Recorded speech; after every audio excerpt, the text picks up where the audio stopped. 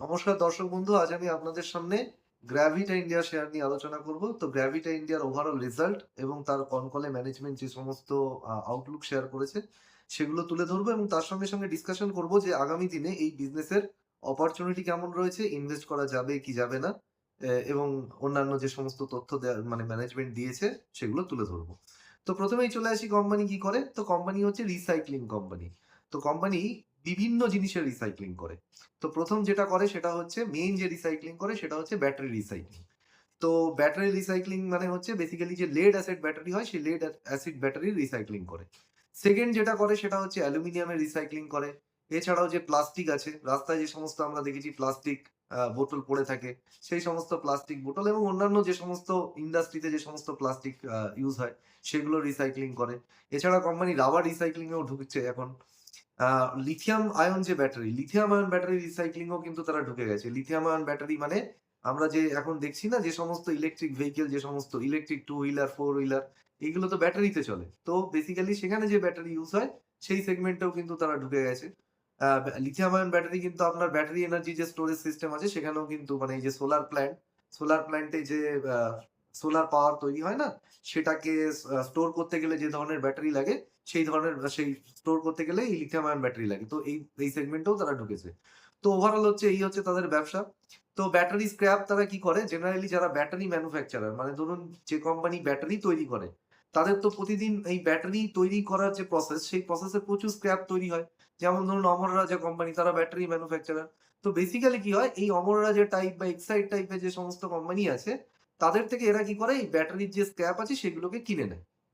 কিনে তারপর সেগুলোকে রিসাইক্লিং করে। শুধুমাত্র আবার আমি বললাম যে এরা কি করে বেসিক্যালি লেড অ্যাসিড ব্যাটারি। এবার মেইন তো এদের বিজনেস তো লেড রিসাইক্লিং করা। অন্যান্য আরো অনেক ইন্ডাস্ট্রি আছে যেখানে লেড হচ্ছে মেইন র ম্যাটেরিয়াল। তো বেসিক্যালি সেখান থেকে এই লেড তারা স্ক্র্যাপ যেগুলো আছে সেগুলো তারা কালেক্ট করে রিসাইক্লিং করে। অ্যালুমিনিয়ামের ক্ষেত্রেও তাই। কেবল অ্যান্ড ওয়্যার সেগমেন্ট আপনারা নিশ্চয়ই জানেন যে কেবল অ্যান্ড ওয়্যার এর মেইন র ম্যাটেরিয়ালই হচ্ছে অ্যালুমিনিয়াম। তো সেখান থেকে যে এই সমস্ত মানে মানে মানে কেবল এবং ওয়্যার যে সমস্ত কোম্পানি আছে এবং অন্যান্য আরো যে সমস্ত ইন্ডাস্ট্রিতে এই অ্যালুমিনিয়াম হচ্ছে মেইন র ম্যাটেরিয়াল, তাদের তো প্রচুর অ্যালুমিনিয়াম স্ক্র্যাপ মানে থাকে। তো সেই অ্যালুমিনিয়াম স্ক্র্যাপ গুলোকে তারা কিনে নেয়। ঠিক একইভাবে আপনার কপার কোম্পানি থেকে কপারের স্ক্র্যাপ কেনে। আ প্লাস্টিক যে কোম্পানি আছে, যে বিভিন্ন ইন্ডাস্ট্রিতে তো বহু মানে বিভিন্ন ইন্ডাস্ট্রিতে কিন্তু প্লাস্টিকের ইউজ আছে। তো বিভিন্ন সেই সমস্ত ইন্ডাস্ট্রিয়াল যে প্লাস্টিক স্ক্র্যাপ বলুন, রাস্তায় যে সমস্ত ওই যে জলের বোতল পড়ে থাকে দেখবেন যারা কুড়ায়, সেই সমস্ত প্লাস্টিক কিন্তু এই ধরনের কোম্পানিকেই বিক্রি করে। তো বেসিক্যালি এই সমস্ত জায়গা থেকে কিন্তু তারা এগুলোকে মানে কালেক্ট করে তারা কিন্তু রিসাইকেল করে। তো বেসিক্যালি তাদের রেভিনিউ কোথা থেকে আসে? এক তো আমরা বুঝে গেলাম যে এই জিনিসগুলোকে যে তারা রিসাইক্লিং করে, সেখান থেকে বিভিন্ন ভ্যালু এডেড প্রোডাক্ট তৈরি করে। মানে ধরুন এই লেড রিসাইক্লিং করে সেটাকে থেকে একটা ধরুন লেড অ্যালয় মানে ধরুন লেডের একটা মানে কোন রকম মানে সেটাকে একটা আকার দিয়ে ধরুন কিছু একটা আ ভ্যালু এডেড প্রোডাক্ট বানালো, বানিয়ে সেটাকে বিক্রি করল। ঠিক একইভাবে ধরুন অ্যালুমিনিয়ামের ক্ষেত্রেও সেরকম value aided product, aluminium alloy ইত্যাদি বিক্রি করে। তো সমস্ত কিছু এরা এইগুলো থেকে কি করে রিসাইক্লিং করে ভ্যালু এডেড প্রোডাক্ট বিক্রি করে। এটা গেল এক, সেখান থেকে তাদের রেভিনিউ আসে। দ্বিতীয় রেভিনিউ তাদের কোথা থেকে আসে? এই যে এখন গভর্নমেন্ট রুল করে দিয়েছে না যে তুমি যদি ব্যাটারি ম্যানুফ্যাকচারিং করো বা অন্যান্য যে সমস্ত মানে মানে জিনিস তুমি ম্যানুফ্যাকচারিং করছো যেখানে তোমার র ম্যাটেরিয়াল হচ্ছে মানে এমন র ম্যাটেরিয়াল যেমন এই ধরুন অ্যালুমিনিয়ামের মতো বা লেডের মতো র ম্যাটেরিয়াল যেগুলো কিন্তু মানে ধরুন পরিবেশ দূষণ করে। তো সেই ক্ষেত্রে কিন্তু সেই মানে মানে সেই ধরনের যে কমোডিটি রয়েছে না এগুলোকে রিসাইক্লিং করতেই হবে।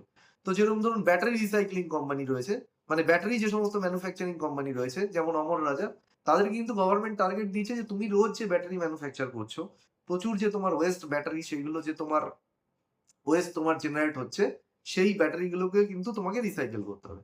এবার অমর রাজার মতো কোম্পানির কাছে কিন্তু নিজের রিসাইক্লিং করবার মতো টাইম নেই এবং তাদের রিসাইক্লিং করার তাদের এক্সপার্টাইজ ও নেই। তো জেনারেলি তারা কি করে? তারা জেনারেলি গ্রাভিটা ইন্ডিয়া এবং এই ধরনের যারা রিসাইক্লিং কোম্পানি আছে তাদের কাছে আসে। এবং এই ধরনের রিসাইক্লিং কোম্পানি কি করে? তাদের হয়ে রিসাইক্লিং এর কাজটা করে। তো এর জন্য তারা তাদের কাছ থেকে রেভিনিউ পায়।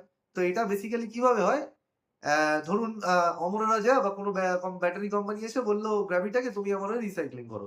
তারা কি করল? ওর হয়ে রিসাইক্লিং করল। কিন্তু টার্গেটটা কাকে দিয়েছে গভর্নমেন্ট? অমর রাজাকে দেয়নি। অমর রাজাকে বা ব্যাটারি ম্যানুফ্যাকচারার কে দিয়েছে, রিসাইক্লার কে তো দেয়নি। তো বেসিক্যালি ব্যাটারি ম্যানুফ্যাকচারিং কোম্পানি কি করলো? একে দায়িত্ব দিল। এবার এ কি করলো? রিসাইক্লিং করে দিল। রিসাইক্লিং কোম্পানির কাজ হচ্ছে রিসাইকেল করা। সে রিসাইকেল করলো। রিসাইকেল করে সেটাকে যখন মানে সেন্ট্রাল পলিউশন কন্ট্রোল বোর্ড রয়েছে না, তাদের ওয়েবসাইটে যেতে হবে। ওয়েবসাইটে তারা যায়, গিয়ে কি করে এই মানে তারা যে এতটা পরিমাণ রিসাইক্লিং করেছে সার্টেন অ্যামাউন্ট, সেটা সেখানে তারা সাবমিট করে। সাবমিট করবার পর তারা ভেরিফিকেশন করে এদেরকে একটা ইপিআর ক্রেডিট দেয়। এই যে ইপিআর ক্রেডিটটাকে তারা কি করে সেল করে হচ্ছে ওই অমর রাজার মতো যে সমস্ত ব্যাটারি ম্যানুফ্যাকচারিং কোম্পানি আছে তাদের কাছে। কারণ এই অমর রাজার মতো কোম্পানিগুলোর কিন্তু মেইন টার্গেট। কিন্তু তারা নিজেরা করতে পারলো না, একে দিয়ে করিয়ে নিল এবং ইপিআর যেটা আছে সেটা কিন্তু ইপিআর ক্রেডিটটাকে তারা কিন্তু নিজেরা কিনে নিল ওর কাছ থেকে।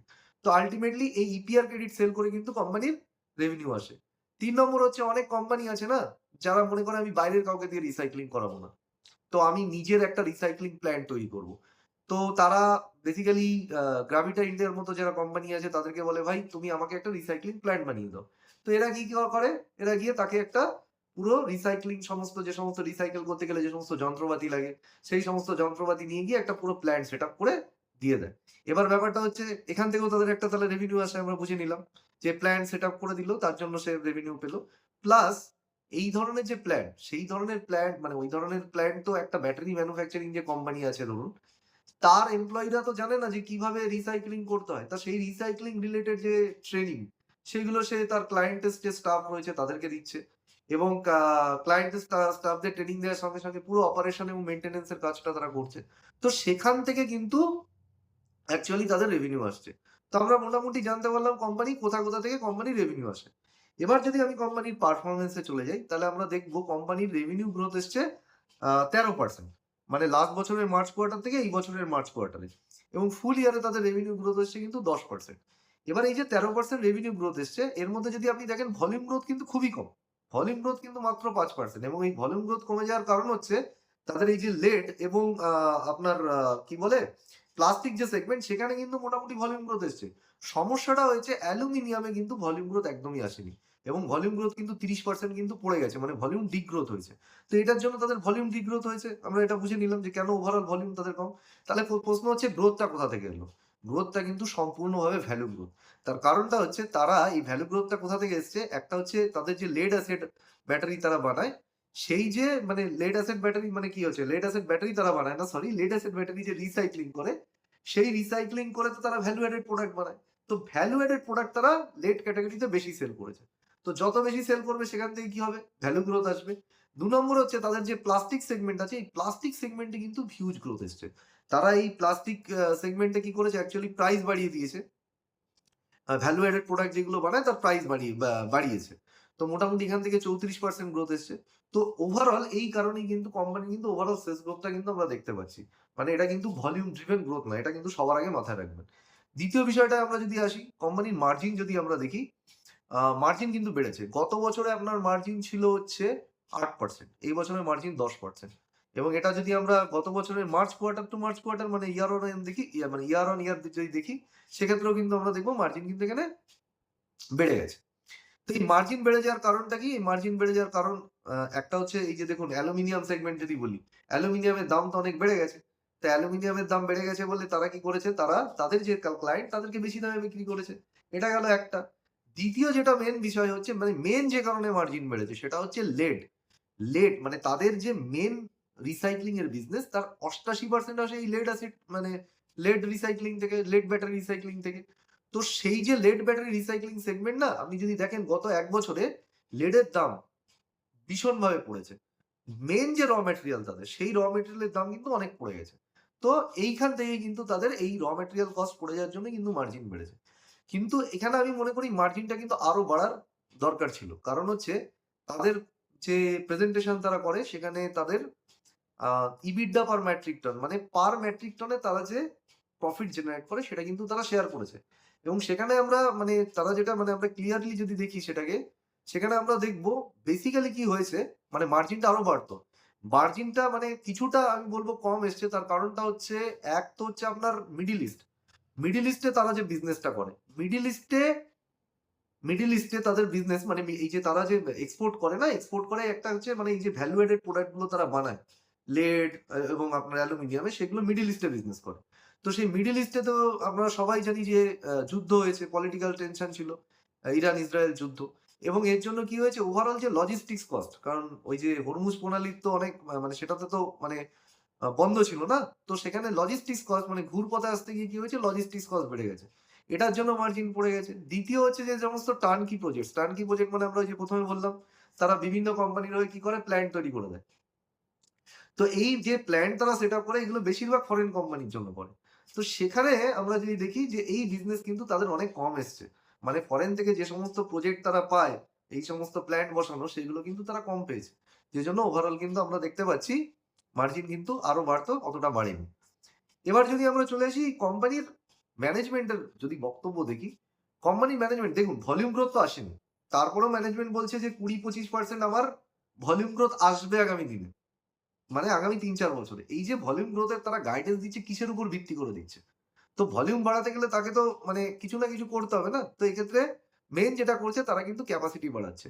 গত কোয়ার্টারে মোটামুটি লাস্ট ২ টো কোয়ার্টার ধরেই ম্যানেজমেন্ট বলছিল যে তাদের যে টোটাল ক্যাপাসিটি আমরা দেখেছি ৩,৪০,০০০ মেট্রিক টন এবং ম্যানেজমেন্ট বলছিল এটাকে তারা ৭,০০,০০০ মেট্রিক টন পার অ্যানামে নিয়ে যাবে ক্যাপাসিটিটাকে ২০২৯ সালের মধ্যে। ২০২৮ সালের মধ্যে। ২০২৮ সালের মধ্যে ডবল হয়ে যাবে ক্যাপাসিটি। মানে ৩.৫ থেকে ৭ লাখ। কিন্তু এই এখন যদি আপনি দেখেন তাহলে এই কোয়ার্টারে এখন মানে টোটাল ক্যাপাসিটি এসে দাঁড়িয়েছে 4.6 lakh metric ton per annum. মানে কোম্পানি একটা কোয়ার্টারের মধ্যে কিন্তু ক্যাপাসিটি হিউজ বাড়িয়ে ফেলেছে। হিউজ ক্যাপাসিটি বাড়িয়ে ফেলেছে।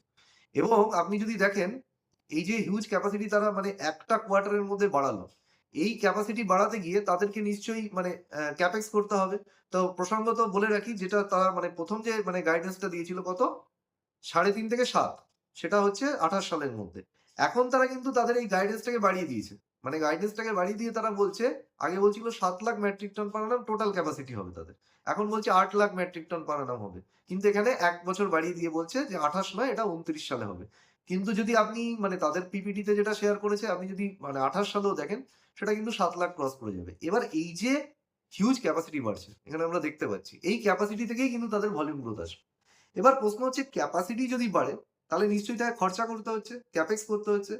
তো বিজনেসে যদি আমি দেখি ম্যানেজমেন্টের ১ম এ গাইডেন্স ছিল তারা ১২০০ কোটি টাকা, ১২২৫ কোটি টাকা ২৬, ২৭, ২৮ এই ৩ বছর মিলিয়ে কিন্তু তারা আপনার ইনভেস্ট করবে।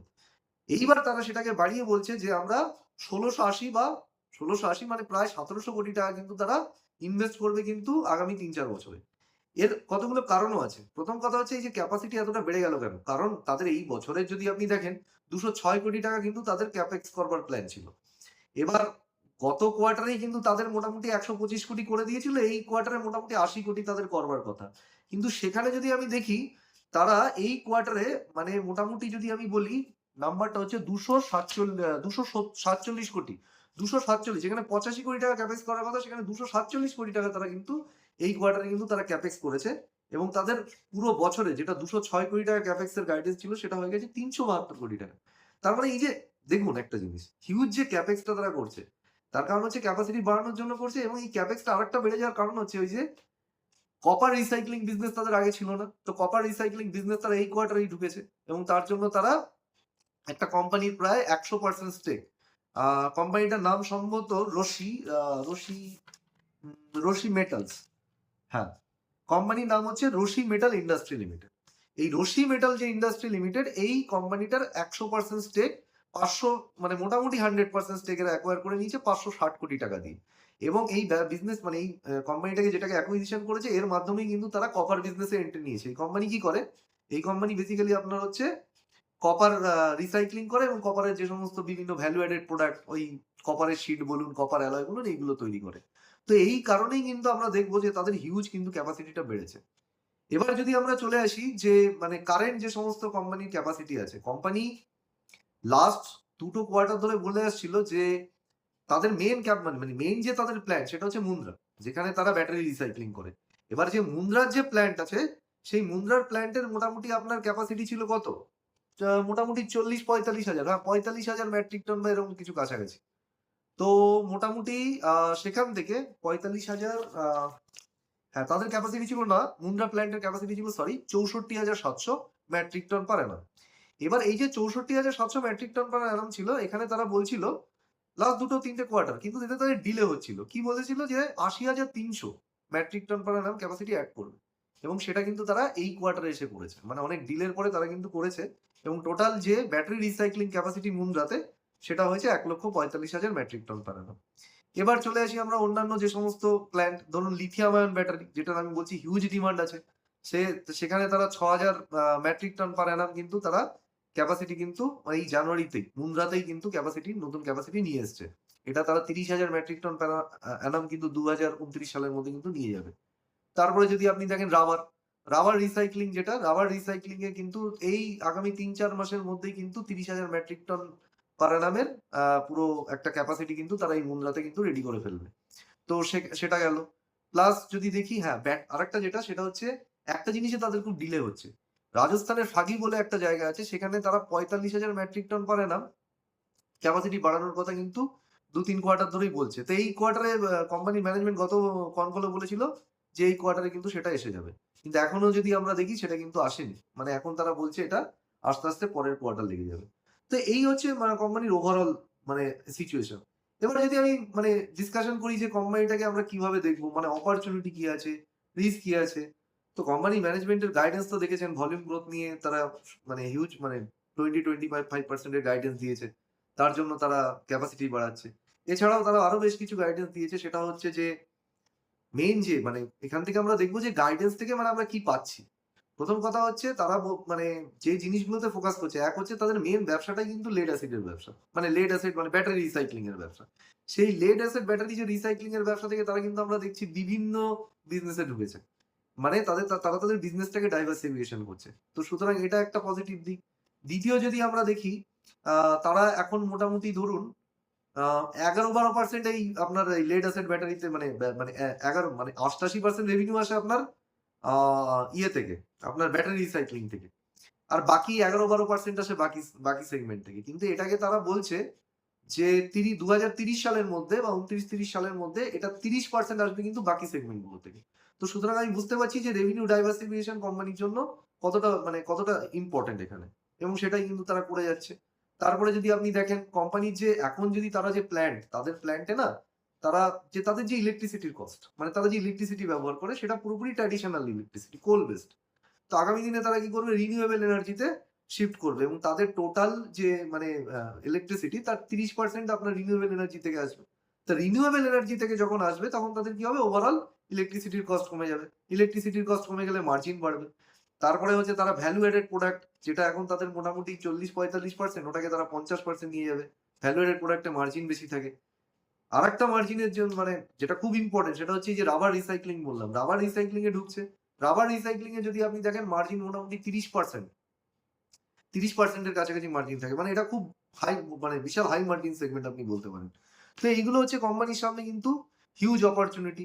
তারপরে আমরা তো বলেই দিলাম যে এখন তো এই যে রিসাইক্লিং, যত সোলার কোম্পানি যত সোলারকে সংরক্ষণ করবার জন্য যত আপনার ব্যাটারি, লিথিয়াম আয়ন ব্যাটারির ডিমান্ড বাড়বে।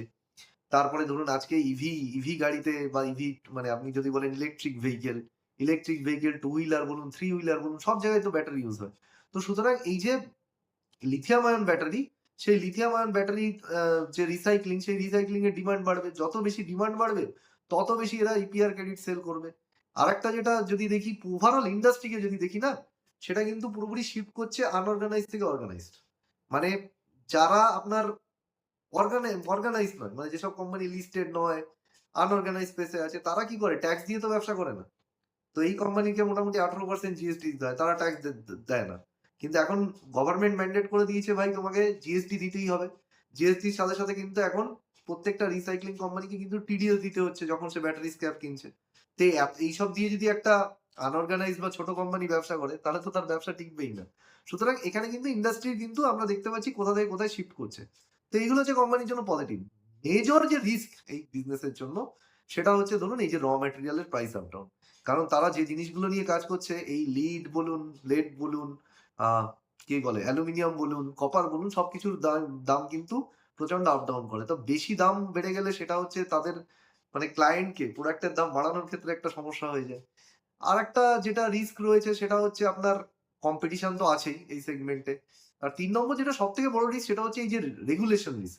কালকে ধরুন গভর্নমেন্ট এসে কোনো একটা পরিবেশ রিলেটেড যে নর্মস আছে, আইন আছে, সেখানে কিছু চেঞ্জ আনলো। কারণ এরা যে রিসাইক্লিং করে সেইগুলো তো বেসিক্যালি মানে ধরুন লেড অ্যাসিড ব্যাটারি, এটা তো প্রচুর পরিবেশ দূষণ করে না? তো এই পরিবেশ দূষণ মানে সংক্রান্ত ধরুন কোনো আইন এলো এবং সেখানে কিছু রেস্ট্রিকশন নিয়ে এলো, তো কোম্পানি সেখান থেকে রিস্ক আসতে পারে। বাট মাথায় রাখবেন এই রিস্ক গুলো কিন্তু মেইন রিস্ক নয়। এগুলো কিন্তু মানে এগুলো মানে রিস্ক অবভিয়াসলি মেইন রিস্ক, আমি বলতে চাইছি এইগুলো কিন্তু জেনেরিক রিস্ক। যেটা স্পেসিফিক রিস্ক সেটা হচ্ছে এই মুহূর্তে রিস্ক বলবো না, বলবো শর্ট টার্ম মার্জিন পড়ে যাবে এর জন্য। কিসের জন্য? কারণ এই যে তারা কপার ব্যবসায় ঢুকেছে, এই কপারটার মানে যে স্ক্র্যাপ সেগুলো তারা বেশি মানে যে কোম্পানিটাকে অ্যাকুইজিশন করেছে, সে তার কপার স্ক্র্যাপ গুলোকে কেনে কিন্তু ফরেন থেকে। এবার ফরেন থেকে যেহেতু কপার স্ক্র্যাপ গুলো কেনে, সেই কপার স্ক্র্যাপের ক্ষেত্রে কিন্তু মানে মানে অ্যাকচুয়ালি কি হয়, আজকে দেখেন আমাদের টাকার দাম পড়ে গেছে। তো আমাদের টাকার দাম পড়ে গেলে আমাদের ইম্পোর্ট বিল এমনিতেই বেশি হয়ে যাচ্ছে। তো সেখান থেকে একটা মার্জিন ফলের চান্স আসে। দ্বিতীয় কথা হচ্ছে কপারের যে বিজনেসে ৭০০ কোটি টাকা তারা মোটামুটি ক্যাপেক্স করবে। মানে ১৭০০ কোটি টাকা যে ক্যাপেক্স তারা ৩ বছরে করবে, ৭০০ কোটি টাকা করবে হচ্ছে কপারের জন্য। এবার এই ক্যাপেক্সটা তো করবে তারা নিজেদের ইন্টারনাল অ্যাক্রুয়াল থেকে, মানে নিজেদের রিজার্ভের মানি দিয়ে। তাদের কিন্তু কোম্পানির কিন্তু কোনো ডেট নেই। কিন্তু যদি দেখেন যে এই বিজনেস চালাতে গেলে না লং টার্ম লোন ছাড়া অনেক কিন্তু শর্ট টার্ম লোনের প্রয়োজন হয়। মানে ওয়ার্কিং ক্যাপিটাল লোন। তো ওয়ার্কিং ক্যাপিটাল লোন মোটামুটি ধরুন কোম্পানি ৬০০ কোটি টাকার মতো আছে। সেটা কিন্তু বেড়ে ৮০০-৯০০ কোটি টাকা হবে। মানে কোম্পানি আরো বেশি ওয়ার্কিং ক্যাপিটাল লোন নেবে। এবার যদি কোম্পানি লোন নেয় তাহলে ইন্টারেস্ট কস্ট বাড়বে। আ আর এমনি তো ওভারঅল ক্যাপেক্স করছে মানে তো ডেপ্রিসিয়েশন বাড়বে। মানে কি হবে? মার্জিনটা কিন্তু পড়ে যাবে। কিন্তু মাথায় রাখবেন এটা নেট লেভেলে মার্জিন পড়বে। গ্রস লেভেলে যদি মানে আমরা যদি ইবিডা লেভেলে দেখি, সে মানে অপারেটিং লেভেলে দেখি মার্জিন কিন্তু ততটা পড়ার চান্স নেই। তবে হ্যাঁ, এটা কিন্তু আমি বলে দিচ্ছি মানে এই শেয়ারের সম্পর্কে যদি আমি আমার এক কথায় মূল্যায়ন বলি, লং টার্ম যদি আপনার ইনভেস্টমেন্ট টাইম ফ্রেম ২ থেকে ৩ বছর বা ৪ বছরের হয়, তাহলে কিন্তু আপনার জন্য এটা পারফেক্ট স্টক। এর কিন্তু হিউজ অপরচুনিটি আছে। ম্যানেজমেন্ট সেই সমস্ত ডিসিশন নিচ্ছে যেগুলো তার নেওয়া উচিত ছিল এবং প্রত্যেকটা ডিসিশন কিন্তু মানে লং টার্মে কিন্তু স্টকটাকে মানে কোম্পানিটাকে বেনিফিট দেবে। বাট শর্ট টার্মে কিন্তু কোম্পানির কিন্তু যদি বলেন এমন কোনো মানে খুব বেশি কিন্তু শর্ট টার্মে মানে এর শেয়ারটা বেড়ে যাওয়ার মানে এখান থেকে যাওয়ার কিন্তু খুব বেশি মানে সম্ভাবনা কিন্তু নেই এখানে। মানে মোটামুটি যে রেঞ্জে আছে এই রেঞ্জের আশেপাশে কিন্তু তারা মানে ঘোরাঘুরি করবে। হ্যাঁ, কখনো কোনো একটা ধরুন নিউজ এলো, হঠাৎ করে বেড়ে গেল, সেটা আলাদা ব্যাপার। কিন্তু ওভারঅল কিন্তু স্ট্রাকচারাল মানে গ্রোথ আসবে না। মোটামুটি একটা কনসলিডেশন ফেজ এর মধ্যে কিন্তু ঘোরাঘুরি করার নিয়ার টার্মে সম্ভাবনা বেশি। সুতরাং যারা নিয়ার টার্ম ইনভেস্টর তারা নিজেদের রিস্ক এবং রিওয়ার্ড এর কথা ভেবে আরো ডিটেইলস এটাকে এনালাইসিস করে ইনভেস্ট করবেন। যদি লং টার্ম ইনভেস্টর হন তাহলে আমি বলব লং টার্ম ইনভেস্টমেন্ট এর জন্য কোম্পানি অবশ্যই ভালো বেট। তবে অন্যের মতো আমার কথা শুনে নিয়ে নেবেন না। নিজেদের রিসার্চ করে তারপরে এটা নেবেন। তো আশা করি ভিডিওটা আপনাদের ভালো লাগলো। যদি ভালো লেগে থাকে আপনার আ আ বন্ধুদের সঙ্গে শেয়ার করুন এবং নোটিফিকেশন বাটনটা অন করুন যাতে আমার এই ধরনের ভিডিও আপনি আ পেতে পারেন। মানে যখনই আসবে আপনি ১ম এই পেয়ে যেতে পারেন। তো এই বলে আমি আমার ভিডিও শেষ করছি। ভালো থাকবেন।